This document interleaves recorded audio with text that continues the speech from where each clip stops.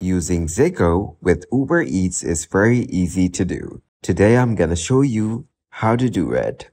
Confirm that you have active insurance coverage with Zego that is suitable for delivery work.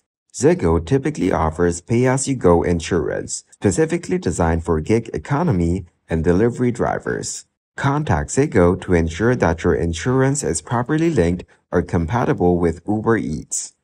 They may provide specific instructions or documentation that needs to be submitted to ensure proper coverage. Log in to your Uber Eats driver account. Check the app or the driver portal for any specific options related to insurance. Uber Eats may have a section where you can input or verify your insurance details. Ensure that your Zego insurance meets the local regulations and requirements for delivery drivers in your area. Different regions may have specific insurance requirements for gig economy workers.